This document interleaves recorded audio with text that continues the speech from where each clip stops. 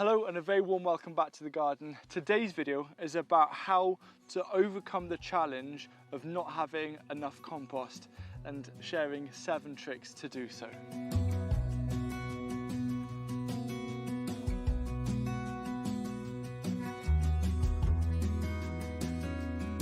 So the first strategy of dealing with a lack of compost is to actually consider having a break year. This is a year where you don't actually add any compost onto the bed, you just utilise whatever's already in the ground. And that's exactly what I'm doing with this bed.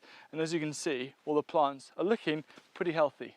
This isn't really a technique that you can apply starting from today because we're in the middle of the season here in the UK, but what you can do is actually use it as a principle moving forward. So usually I will mulch most of my beds in autumn, finish them off in spring.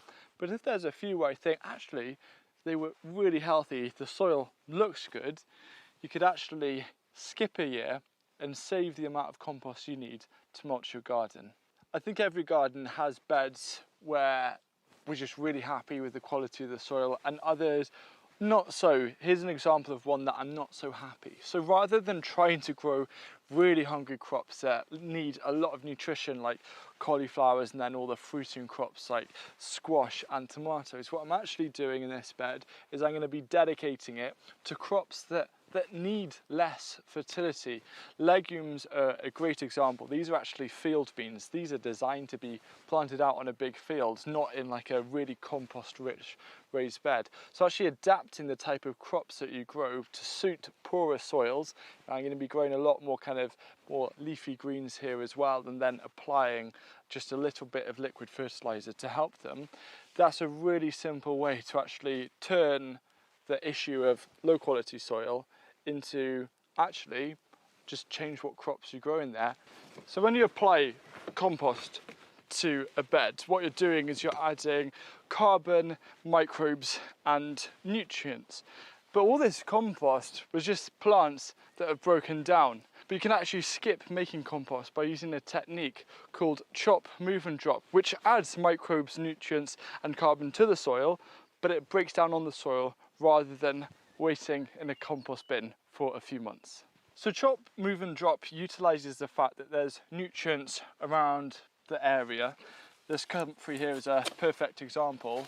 I'm going to chop it down and take it and put it over the bed, and that's going to add a load of nutrients to kind of supplement compost, because this will break down into compost anyway.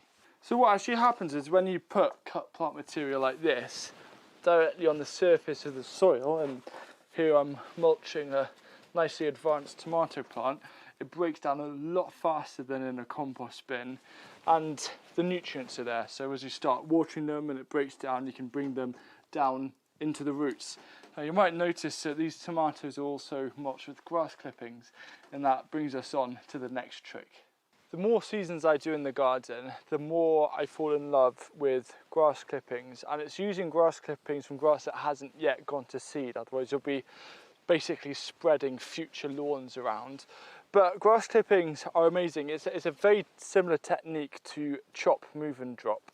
But what you are actually doing is the emphasis of the grass clippings is also on retaining moisture, and retaining moisture in the soil is beneficial for so many ways. As we know, we don't want the plants drying out, but it's also beneficial for the microbes in the soil to have that moisture to stay alive or at least stay active and help provide plants with nutrients. And then of course, as a final benefit, as these grass clippings break down, they're providing a really nice amount of nutrients and also carbon to the soil, which in turn helps to increase the soil health and increase the amount of water the soil can hold on to.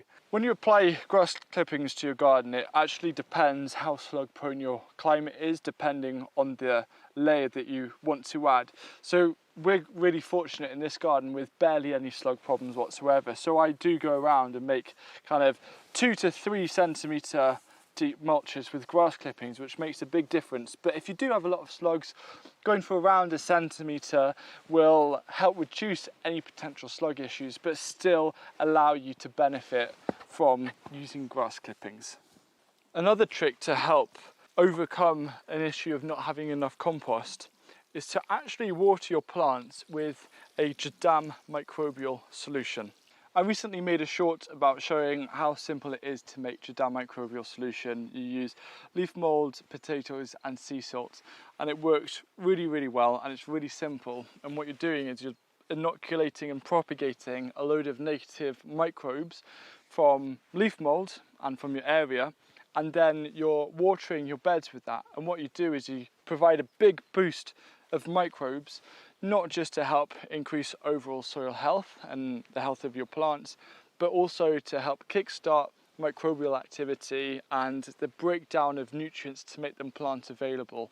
So what you're actually doing is similar to just adding compost, but you're just adding microbes to help get more of those nutrients that's already in the soil, more plant available, to help those plants and bypass the need for as much compost when times are tough. So if you can get into a habit of just applying JMS once a month around your garden beds, especially prioritising poorer beds, is going to make a really big difference to your plant health and future soil health. Now there's another way that watering can help you overcome the challenge of a lack of compost, but we'll come on to that after the next tip. So another little trick you can do is actually an adaptation of trench composting. This is usually where you bury kitchen scraps in a trench, cover with soil and then plant on top. You can actually do this for individual plants. So what I'm going to do is create a fairly deep hole, much deeper than this dwarf bean here. And I've got some scraps that I'm going to place at the bottom, and then I'm going to put a tiny bit of compost over the top. And then I now transplant the plant. And what that does is, as the roots start working downwards and as the plant matter underneath starts to break down, is going to help provide the nutrients and just what this plant needs. We're behind the polycrub, and this is our main fermentation station. We're actually creating a lot of liquid feeds here, all crop specific. This is swede, for example. We've got then more general multi-purpose ones like nettles and grass clippings.